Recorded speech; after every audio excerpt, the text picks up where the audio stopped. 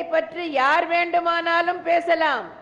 ஆனால் மதுவிலக்கை பற்றி பேசுகின்ற அருகதை திரு கருணாநிதிக்கும் கிடையாது, திமுகவினருக்கும் கிடையாது.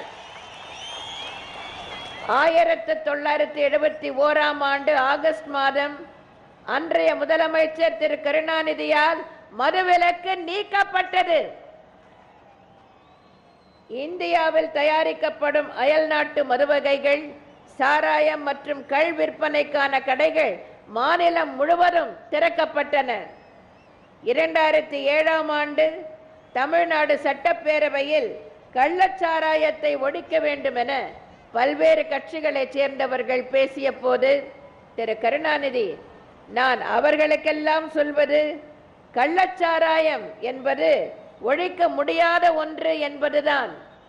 அறவே கள்ளச்சாராயத்தை ஒழிக்க முடியாததற்கு காரணம், மதுவிலக்கு திட்டத்தில் நாம் மற்ற நாடுகளோடு போட்டி போடுவது என்றால் அவர்களை விட இன்னும் நல்ல சரக்குகளை இங்கே உற்பத்தி செய்ய வேண்டும் என்பதிலேதான் வெற்றி பெற முடியுமே தவிர வேறு வழியிலே வெற்றி பெற முடியாது என்பதற்கு இன்றைய உலக நிலை, உலக பண்பாடு, உலக கலாச்சாரம் சாட்சியாக இருக்கின்றது என்றார் திரு கருணாநிதி.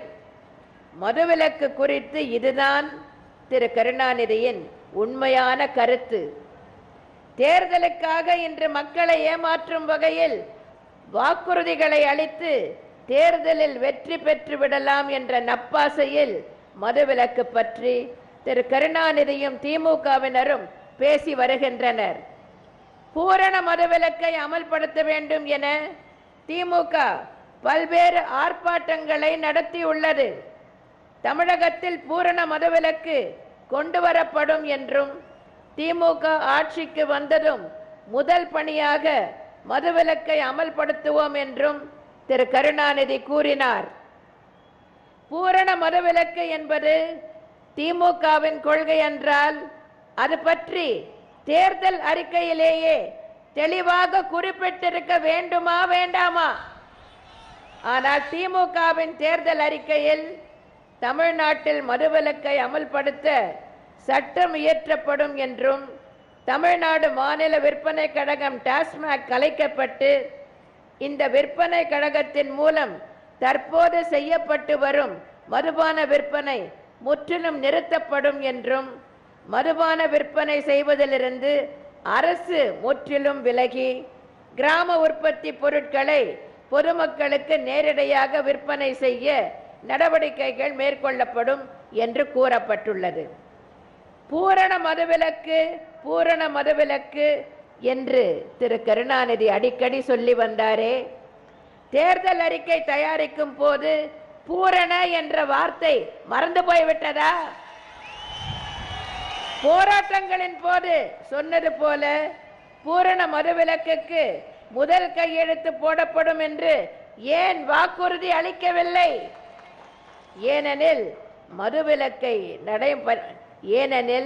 மதுவிலக்கை நடைமுறைப்படுத்தும் எண்ணமே திரு கருணாநிதிக்கும் கிடையாது, திமுகவுக்கும் கிடையாது.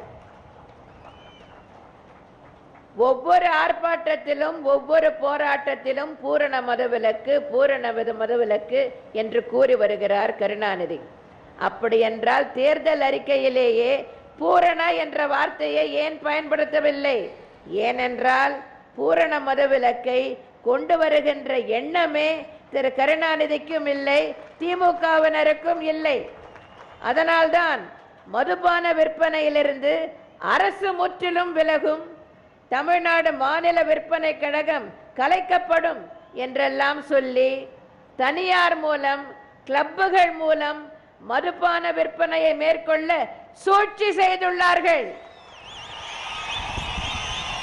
இதை நீங்கள் நன்றாக புரிந்து கொள்ள வேண்டும்.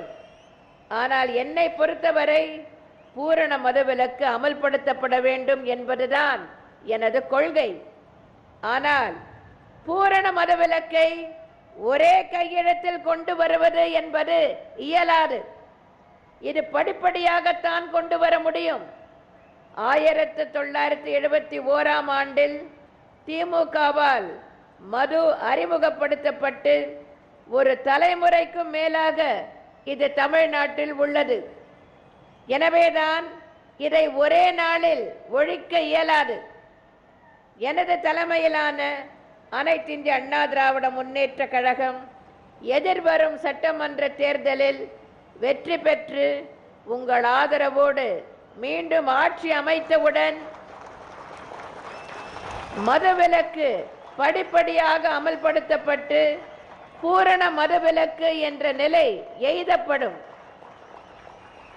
முதலில் சில்லறை மதுபான கடைகள் திறந்திருக்கும் நேரம் குறைக்கப்படும். கடைகளின் எண்ணிக்கை குறைக்கப்படும். பின்னர் சில்லறை மதுபான கடைகளுடன் இணைந்த பார்கள் மூடப்படும். குடிப்பழக்கத்திற்கு உள்ளாகி உள்ளோரை மீட்பதற்கான மீட்பு நிலையங்கள் ஏற்படுத்தப்படும். இவை அனைத்தும் செயல்படுத்தப்பட்டு படிப்படியாக பூரண மதுவிலக்கு என்னும் லட்சியத்தை நாம் அடைவோம்.